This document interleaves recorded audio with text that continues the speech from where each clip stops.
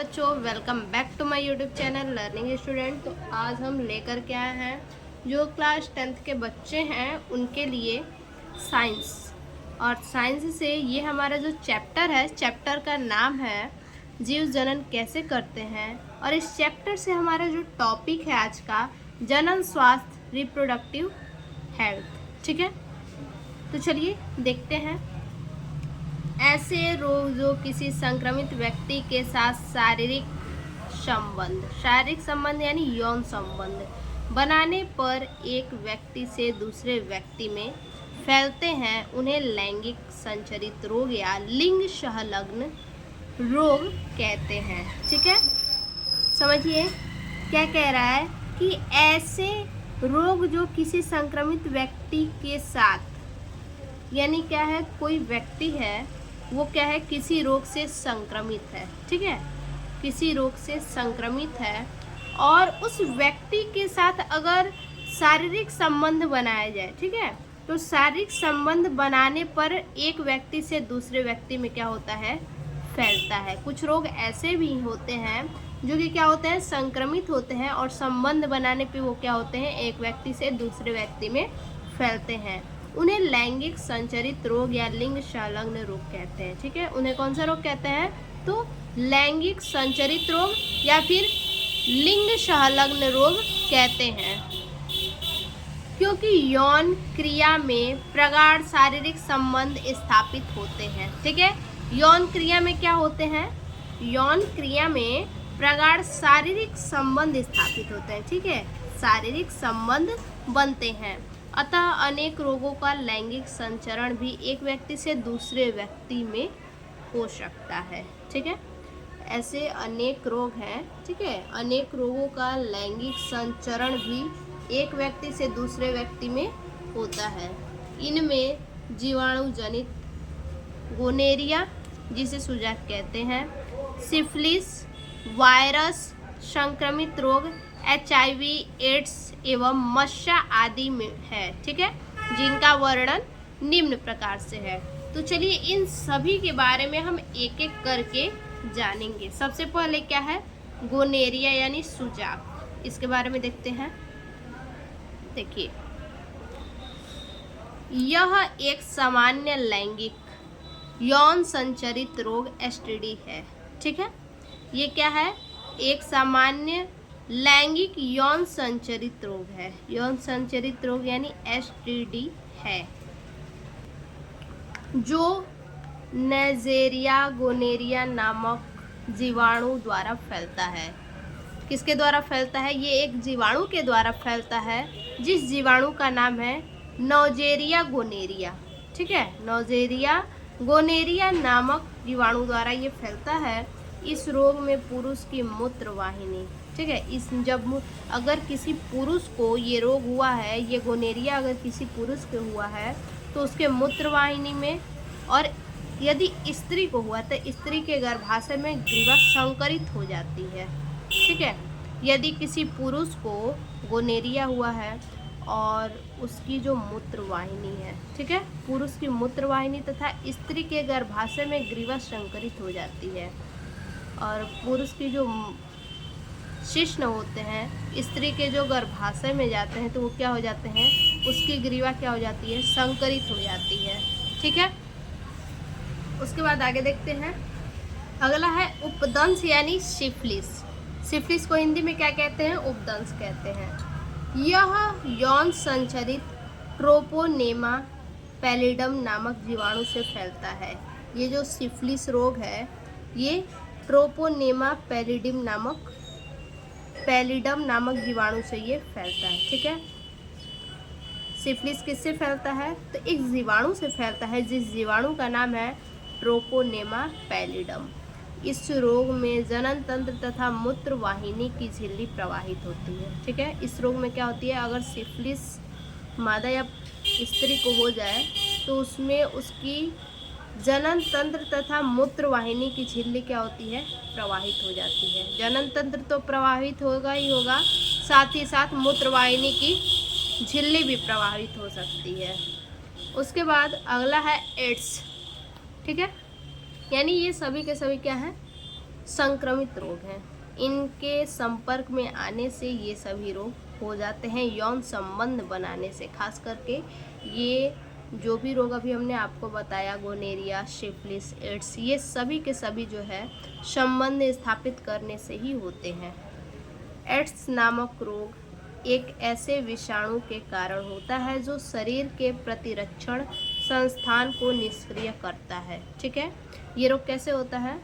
तो ये एड्स नामक जो रोग जो है एक विषाणु के कारण होता है, और वो जो विषाणु होता है शरीर के प्रतिरक्षण संस्थान को निष्क्रिय करता है। ठीक है, शरीर के जो भी प्रतिरक्षण संस्थान है उसको निष्क्रिय करता है, जिसके कारण शरीर को कोई भी रोग सरलता से लग जाती है। निष्क्रिय जब करता है, प्रतिरक्षण स्थान को क्या करता है? निष्क्रिय कर देता है। ठीक है, और उसी निष्क्रिय होने के कारण शरीर को कोई भी रोग क्या हो जाता है? बिल्कुल आसानी पूर्वक फैल जाता है। इसके वायरस का नाम HIV है। ठीक है, एड्स जिस विषाणु के द्वारा होता है उस विषाणु का नाम है HIV, यानी ह्यूमन इम्यूनो डिफिशियंसी वायरस। ठीक है, ह्यूमन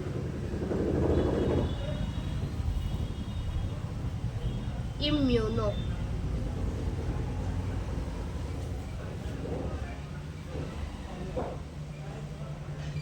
डिफिशियंसी वायरस। ठीक है, ये क्या है? HIV का पूरा नाम है। ठीक, ह्यूमन इम्यूनो डिफिशियंसी वायरस। देखिए HIV है। ठीक है, वायरस का नाम HIV है। एड्स के रोगी उनके कमज़ोर शरीर पर हुए अन्य संक्रमण के कारण मरते हैं। ठीक है, जो एड्स के रोगी होते हैं उनका शरीर क्या होता है? बिल्कुल कमज़ोर हो जाता है। ठीक है, और उनके कमज़ोर शरीर पर अन्य संक्रमण के कारण वो मरते हैं।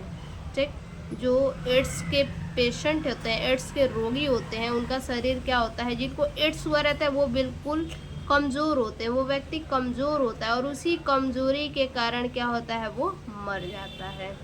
यह रोग संक्रमित व्यक्ति के साथ यौन संबंध स्थापित करने से फैलता है। ये रोग कैसे फैलता है?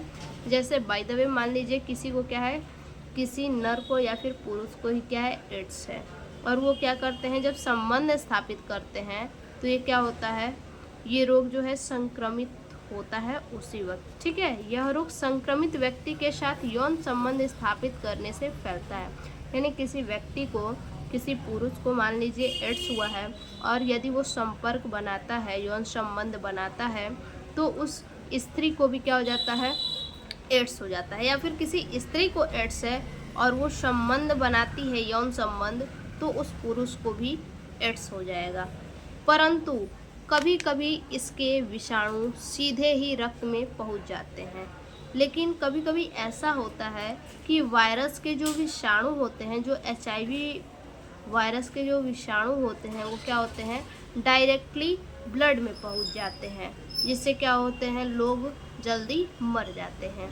ऐसा तब होता है। ठीक है, रक्त में कब पहुंचते हैं? देखिए, ऐसा तब होता है जब रक्त आधान द्वारा दिया जाता है। आधान यानी ऐसा तब होता है जब खून चढ़ाना होता है। ठीक है, जब व्यक्ति को मान लीजिए क्या है, अगर उसको खून चढ़ाना है, जिस व्यक्ति को एड्स हुआ है और उस व्यक्ति को क्या करना है? ब्लड भी चढ़ाना है। ठीक है, उस व्यक्ति को ब्लड चढ़ रहा है और उस व्यक्ति को एड्स भी है, तो उसी वक्त क्या होता है? ये उसके खून में भी क्या होता है? एड्स पहुंच जाते हैं।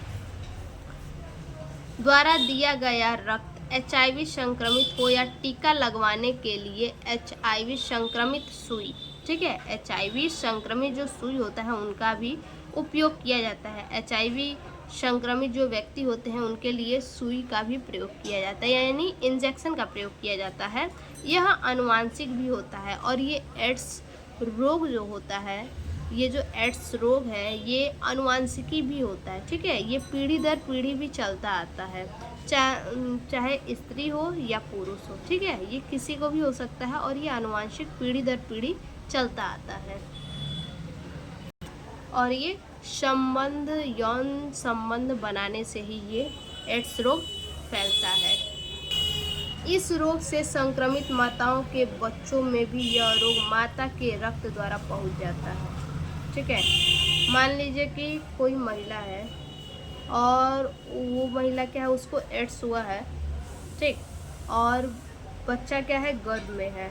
तो जाहिर सी बात है, अगर बच्चा गर्भ में है तो वो बच्चा जब होगा तो उसको भी क्या होगा, माता के रक्त के द्वारा क्या होगा, उसको भी एड्स पहुंच जाएगा। ठीक है, माता के रक्त के द्वारा क्या होगा, उसको भी एड्स पहुंच जाएगा।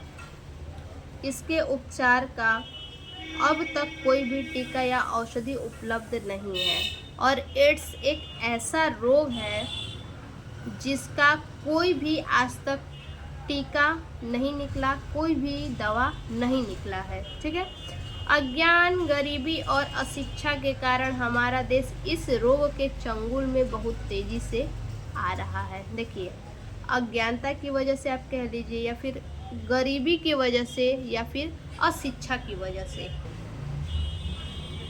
इन्हीं के कारण जो है कि या तो मनुष्य के अंदर मनुष्य अज्ञानी हो, जिसे ज्ञात न हो इन चीज़ों का, या फिर गरीब हो, या फिर उसे शिक्षा न हो इन चीज़ों का।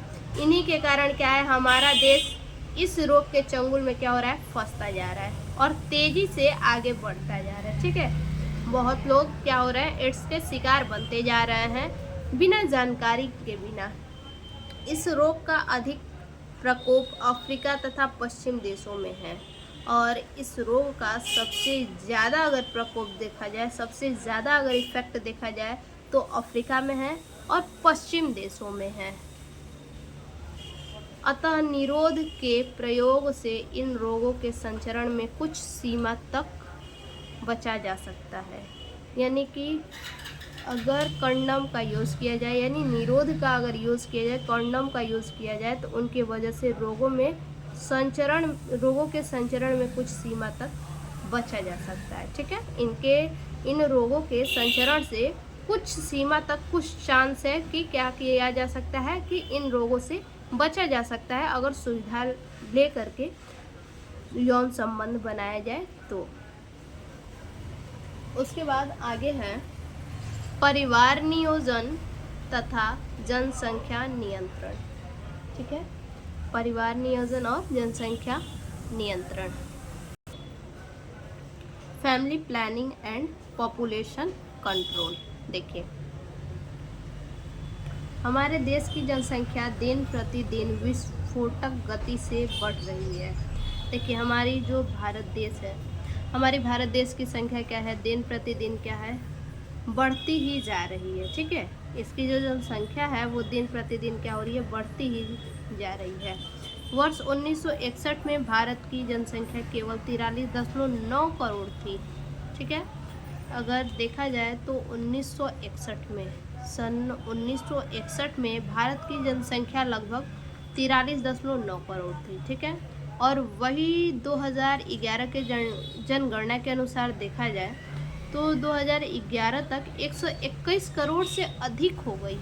देखिए कितना अधिक जो है कि जनसंख्या में वृद्धि हुई है।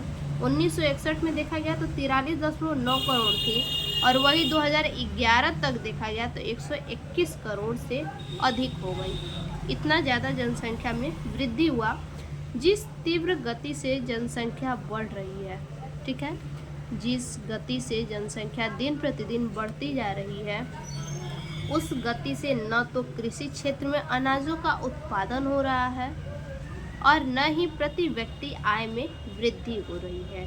देखिए, कहने का मतलब है कि जिस हिसाब से क्या है, हमारे भारत की जनसंख्या क्या है, दिन प्रतिदिन बढ़ती ही जा रही है। अगर उस हिसाब से देखा जाए तो जो कृषि है, कृषि के क्षेत्र में क्या है, अनाज का उत्पादन उतना नहीं हो रहा है। जितनी हमारे देश की जनसंख्या है उस हिसाब से अगर अनाजों को देखा जाए तो कृषि क्षेत्र में अनाजों का उत्पादन उतना नहीं हो रहा है और ना ही प्रति व्यक्ति आय में वृद्धि हो रही है और ना ही क्या हो रहा है, व्यक्ति के आय में, व्यक्ति के कमाई में क्या है, उतनी वृद्धि भी नहीं हो रही है जितनी तेज़ी से जनसंख्या में वृद्धि हो रही है। इसलिए हमारे सरकार को प्रत्येक वर्ष हमारी सरकार को प्रत्येक वर्ष आवश्यक भोजन, कपड़े, मकान, शिक्षा, चिकित्सा, रोजगार, परिवहन यानी यातायात आदि की व्यवस्था करना बहुत कठिन हो गया। देखिए, जनसंख्या तो लोग बढ़ा रहे हैं और दोष किसको देते हैं? सरकार को देते हैं। तो सरकार भी इसमें कुछ नहीं कर सकता है। जब तक जनसंख्या पर क्या किया जाता है, जनसंख्या पर नियंत्रण नहीं किया जा सकता है, जब तक जनसंख्या को कंट्रोल हम नहीं कर सकते हैं, तब तक सरकार भी कुछ नहीं कर सकती है। ठीक है, इसलिए प्रत्येक स्त्री पुरुष के लिए यह महत्वपूर्ण है कि वह परिवार नियोजन के द्वारा जनसंख्या नियंत्रण में क्या करे? सहयोग करे। ठीक है, प्रत्येक स्त्री और महिला के लिए यह जरूरी है कि वो क्या करे? परिवार नियोजन के द्वारा जनसंख्या को क्या करे? नियंत्रित करे। ठीक है, एक या फिर दो, बहुत ज़्यादा अगर बच्चे चाहिए एक या तो दो, इससे अधिक जनसंख्या न बढ़ाए। परिवार कल्याण के लिए बच्चों की संख्या सीमित करके परिवार नियोजन करने की प्रक्रिया परिवार नियोजन कहलाता है। ठीक है, परिवार नियोजन क्या कहलाता है? तो परिवार कल्याण के लिए बच्चों की संख्या सीमित करके यानी बच्चे अधिक पैदा न करें, या तो एक या तो दो। इसी को कह रहा है कि बच्चों की संख्या सीमित करके यानी जनसंख्या पे नियंत्रित करके परिवार नियोजन करने की प्रक्रिया ही परिवार नियोजन कहलाता है। अतः माता को बच्चों की संख्या पर निर्णय करना चाहिए।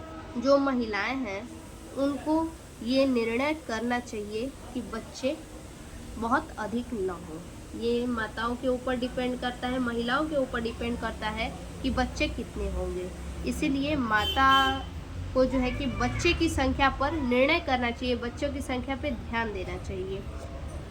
जब कम बच्चे होंगे तो माता पिता, देखिए अगर जो माताएं हैं अगर कम बच्चे पैदा करती हैं तो उन्हें वो अपने बच्चों को जो है कि अच्छा भोजन, अच्छे कपड़े, अच्छी शिक्षा दे पाएंगे। और अधिक बच्चे पैदा करते हैं तो ये सब में से कुछ भी नहीं दे पाएंगे। ना ही वो अच्छी शिक्षा दे पाएंगे, ना ही वो अच्छा भोजन दे पाएंगे, और ना ही वो अच्छे कपड़े दे पाएंगे। इससे माता का स्वास्थ्य भी ठीक रहता है। यदि जो माताएं हैं एक या दो बच्चे करती हैं तो इनसे क्या होते हैं? उनका स्वास्थ्य भी ठीक रहता है। ऐसा देखा गया है कई बार, जिनके बहुत ज़्यादा लंबे मतलब फैमिली होते हैं, ज़्यादा बच्चे होते हैं, उनके शरीर को देखिए और जहाँ पे एक दो बच्चे उनके शरीर को देखिए, बहुत ही ज़्यादा आपको डिफरेंट मिलेगा। ठीक है, तो इससे माता का स्वास्थ्य भी क्या होता है? ठीक रहता है। इसलिए माताओं को सबसे ज़्यादा ज़रूरी है कि वो अपने बच्चों की जनसंख्या पे क्या करें? नियंत्रित करें। अतः हम छोटे परिवार से अपने आप को तथा साथ साथ अपने देश को उन्नति के मार्ग पर ले जा सकते हैं। यदि छोटा परिवार है, ठीक है, तो छोटे परिवार को क्या कर सकते हैं? छोटे परिवार को और साथ ही साथ अपने देश को भी उन्नति के मार्ग पे लेकर जाया जा सकता है। ठीक, अब उसके बाद अगला जो हमारा हेडिंग है वो है जनसंख्या वृद्धि को रोकने के उपाय। देखिए, जिसमें से पहला उपाय है विवाह की आयु में वृद्धि। किस प्रकार से? लड़कों व लड़कियों का विवाह अधिक आयु में करना भी परिवार नियोजन का एक अच्छा विकल्प है। ठीक है, लड़कों या लड़कियों की विवाह अधिक आयु में करना भी परिवार नियोजन का एक अच्छा विकल्प है, जैसे 18 से 21 वर्ष। दूसरा जो उपाय है बच्चों के जन्म के बीच अंतर। कुछ गर्भ निरोधी उपायों का प्रयोग करके बच्चों के जन्म के बीच का समय बढ़ाया जा सकता है। ठीक है, जैसे कुछ गर्भ निरोधी के उपाय ऐसे आते हैं जिनका उपयोग करके बच्चों के बीच में अंतराल लंबा दिया जा सकता है। गर्भपात को कानूनी रूप देकर भी जन्म दर को काफ़ी कम किया जा सकता है। ठीक है, जो गर्भपात है उसको कानूनी रूप अगर दिया जाए तो कानूनी रूप देकर भी जन्म दर को काफ़ी कम किया जा सकता है। आगे है तीसरा नंबर, छोटा परिवार सुखी परिवार।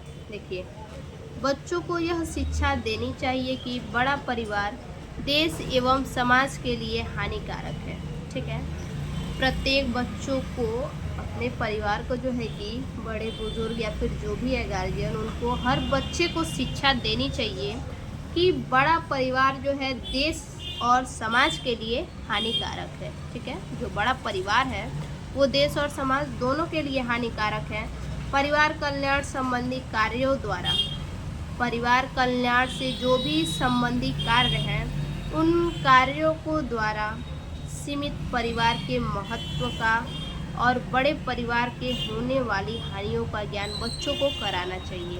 यानी कहने का मतलब है कि जो छोटे परिवार हैं उनका महत्व और जो बड़े परिवार हैं उनके महत्व में, यानी दोनों को महत्व करके बताना चाहिए कि छोटे परिवार में क्या सही है और बड़े परिवार में जो है कि कितनी बड़ी हानि है। इनका ज्ञान बच्चों को करवाना अति आवश्यक है। उसके बाद चौथे नंबर पे है शिक्षा प्रबंध। ठीक है, देखिए, शिक्षा समाज परिवार नियोजन के महत्व को आसानी से समझता है। ठीक है, जो शिक्षा है, ठीक है, अगर हर किसी को शिक्षित कराया जाए तो शिक्षा ही समाज परिवार नियोजन के महत्व को आसानी से समझता है। ठीक है, अतः सभी वर्ग के व्यक्तियों को शिक्षित करना आवश्यक है। ठीक है, जो भी वर्ग के, जो भी कास्ट के, ऊंच नीच जो भी व्यक्ति हैं, सभी को शिक्षित करना, शिक्षा देना अति आवश्यक है।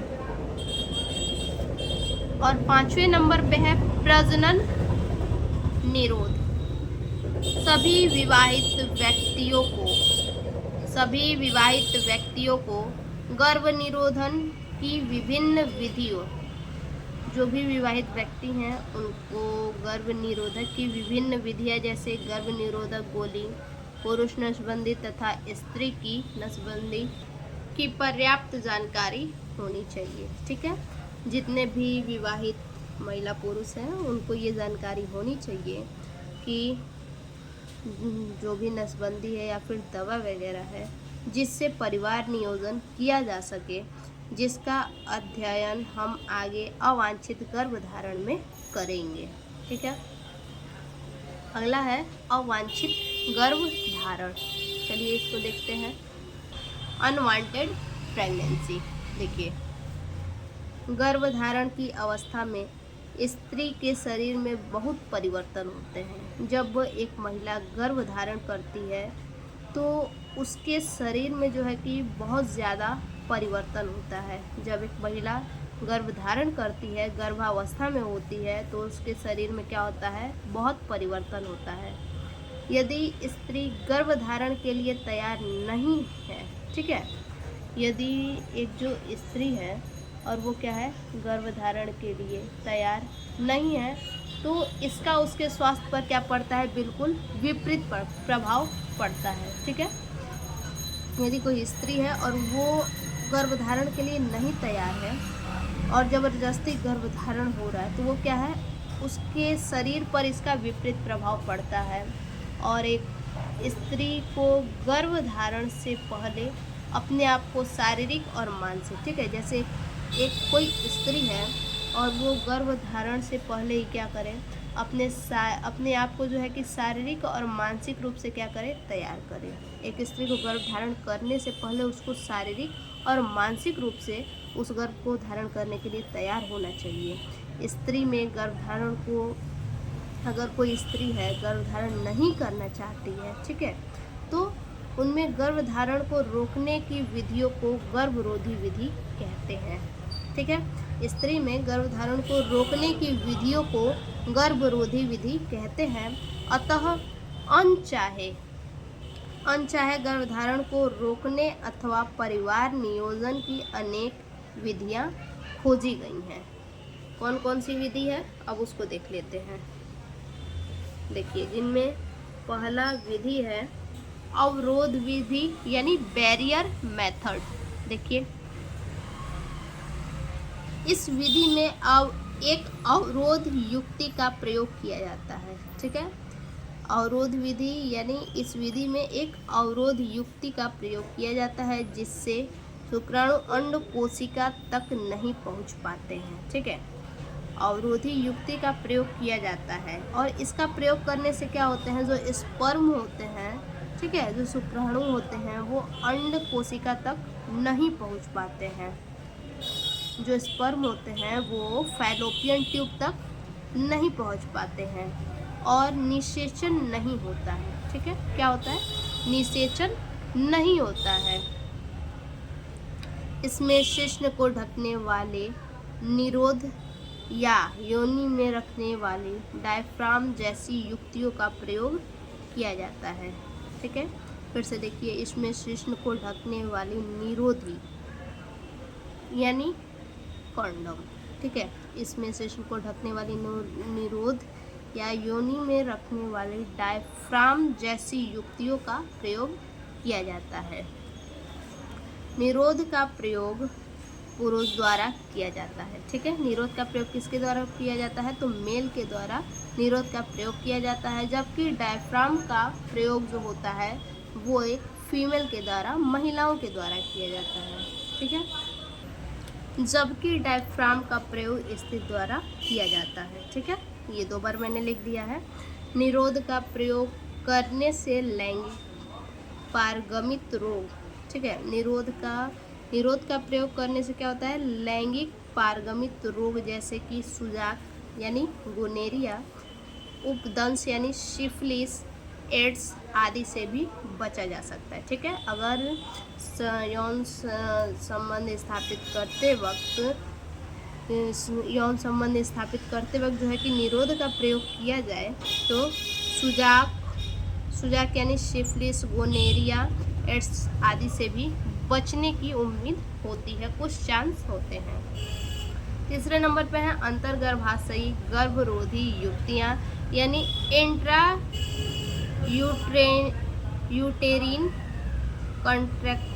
कंट्रैप्टिव डिवाइस।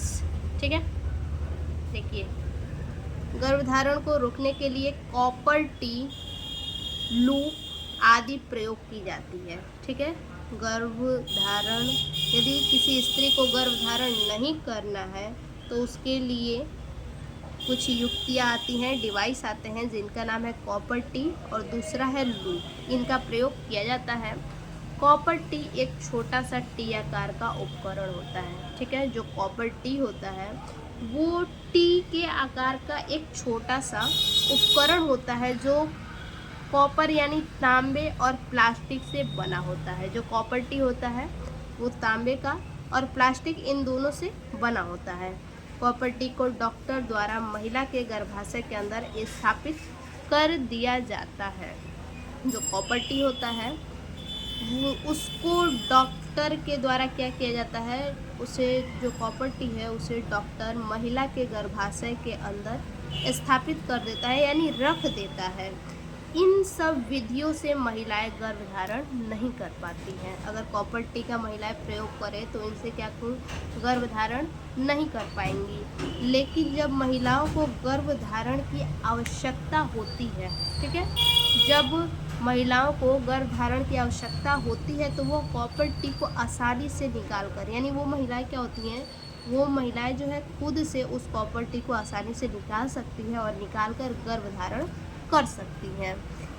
ये केवल गर्भ निरोधक का कार्य करता है और ये जो कॉपर टी होता है ये केवल और केवल गर्भ निरोधक का ही कार्य करता है। ठीक है, गर्भ को धारण करने से ही बचाता है और इसका कोई काम नहीं है। ठीक है, अगला है रासायनिक विधि यानी केमिकल मेथड। देखते हैं, इस विधि में स्त्रियों द्वारा 2 प्रकार की गोलियां यानी पिल्स का प्रयोग किया जाता है। ठीक है, गर्भ निरोधक से बचने के लिए रासायनिक विधि भी कुछ आती हैं। गर्भ धारण करने से रोकने के लिए कुछ रासायनिक विधि भी आती हैं जिसमें कि पिल्स है यानी दवाइयाँ हैं। ठीक है, गोलियाँ हैं। तो इस विधि में स्त्रियों द्वारा 2 प्रकार की गोलियाँ यानी पिल्स का प्रयोग किया जाता है। ठीक है, 2 प्रकार के पिल्स होते हैं। इनमें एक प्रकार की जो गोली होती है, जो पहला जो पिल्स होता है, उन गोली को स्त्री द्वारा खाई जाती है। ठीक है, 2 प्रकार के दो प्रकार की गोलियां आती हैं, जिनमें से एक गोलियां क्या होती हैं, स्त्री के द्वारा खाई जाती हैं, जिसे खाने वाली गोली ओरल पिल्स कहते हैं। ठीक है, खाने वाली गोली या फिर ओरल खाने वाली गोली यानी कि ओरल पिल कहते हैं, जिसमें हार्मोन्स होते हैं। ठीक है, जो गोलियां खाने वाली होती हैं उन गोली में हार्मोन्स होते हैं, और वो जो हार्मोन्स होते हैं वो क्या करते हैं, देखिए वो जो हार्मोन्स होते हैं उस पिल्स में, वो अंडाशय में अंड कोशिका को क्या करते हैं, रिलीज नहीं होने देते हैं। अंडाशय में जो अंड कोशिका होती है, जो अंडे बनते हैं, उनको वो रिलीज नहीं होने देती है, एक्टिव नहीं होने देती है, उसी को मोचन बोला है। ठीक है, रिलीज होने से क्या करती है, रोक देती है और निषेचन नहीं होता है, परंतु ये गोली हार्मोन संतुलन को परिवर्तित कर देती है। और ये गोली क्या करती है, जो हार्मोन्स का संतुलन होता है उसको बदल देती है। अतः इनके कुछ विपरीत प्रभाव भी हो सकते हैं। ठीक, देखिए पिल्स तो खाने के लिए खा लेती हैं, ठीक है, लेकिन इसके कुछ विपरीत प्रभाव भी होते हैं। पिल्स खाने से कुछ भी आपको साइड इफेक्ट हो सकता है। दूसरे प्रकार की जो गोली आती है, एक तो गोली खाने वाली होती है जो हार्मोन्स को क्या करती है, रिलीज नहीं होने देती है, और दूसरी प्रकार की जो गोली होती है उनको स्त्री की योनि में रखा जाता है। ठीक है, दूसरे प्रकार की जो पिल्स होती है, दूसरे प्रकार की जो दवाई होती है, एक तो खाने वाली होती है और दूसरी जो होती है वो स्त्री की वजाइना में रखी जाती है। ठीक है, स्त्री की वजाइना में रखी जाती है, जिसे वजाइनल पिल्स कहते हैं। ठीक है, वजाइनल पिल्स कहते हैं। यह गोली स्पर्म को मार देती है, शुक्राणुओं को क्या करती है, मार देती है। वजाइनल पिल्स जो होती है ये शुक्राणुओं को मार देती है। ठीक है, तो यही है रासायनिक विधि जो कि गोलियों के बारे में है। और चौथा जो है वो है शल्य चिकित्सक विधि यानी सर्जिकल मेथड। इसको देखते हैं। यह गर्भरोधी विधि पुरुष तथा स्त्री दोनों के लिए है। शल्य चिकित्सक विधि यानी सर्जिकल मेथड, ये जो विधि है ये मेल और फीमेल दोनों के लिए ये है, जो एक स्थायी विधि है। और ये जो विधि है ये एक प्रकार की स्थायी विधि है। इस विधि में पुरुष की शुक्र वाहिनियों छोटे से शल्य क्रिया के द्वारा, शल्य क्रिया यानी डॉक्टरों के द्वारा जो है कि अवरुद्ध कर बांध दिया जाता है। यानी छोटे से शल्य क्रिया द्वारा क्या किया जाता है, उसको काट दिया जाता है और काट करके बांध दिया जाता है शुक्र वाहिनियों को। ठीक है, जिससे शुक्राणुओं का स्थानांतरण रुक जाता है। अगर शुक्र वाहिनियों को काट दिया जाए, ठीक है, तो उससे क्या होगा, जो शुक्राणु है उनका, उसमें शुक्राणु तो बनेगा, स्पर्म बनेंगे, लेकिन उनका स्थानांतरण नहीं होगा। ठीक है, स्थानांतरण रुक जाता है और निषेचन नहीं होता है। ठीक है, क्या होता है, निषेचन नहीं होता है। जब शुक्रवाहिनी अगर काट दिया जाएगा, उस नली को ही काट दिया जाए, तो शुक्राणु उसी में बनेगा, फिर मर जाएगा, उसका स्थानांतरण होगा ही नहीं। और जब स्थानांतरण नहीं होगा तो जाहिर सी बात है निषेचन नहीं होगा।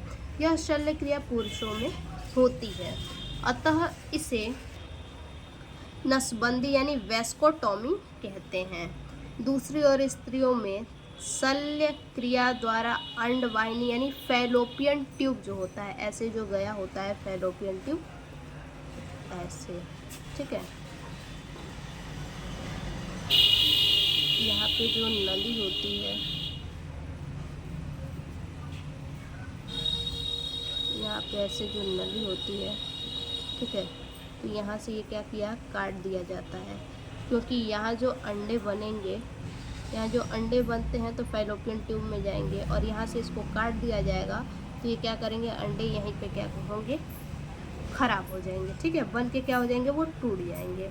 अंडवाहिनी यानी फैलोपियन ट्यूब को काट दिया जाता है और काट कर बांध दिया जाता है, इसी को काट के बांध दिया जाता है। ठीक है, जिससे अंड यानी डिंब गर्भाशय तक नहीं पहुंचते। जब यहाँ से काट दिया जाएगा तो जाहिर सी बात है कि जो अंडे होंगे वो गर्भाशय तक नहीं पहुंचेंगे, और जब अंडे गर्भाशय तक पहुंचेंगे नहीं तो जाहिर सी बात है निषेचन नहीं होगा। यह शल्य क्रिया स्त्रियों में होती है, अतः इसे नसबंदी यानी ट्यूबेक्टोमी कहते हैं। तो आज के लिए बस इतना ही। ये हमारा जो चैप्टर है जीव जनन कैसे करते हैं, ये चैप्टर हमारा समाप्त हो गया। फिर से मिलते हैं एक और नए चैप्टर के साथ, नए टॉपिक के साथ अगले वीडियो में। तब तक के लिए धन्यवाद।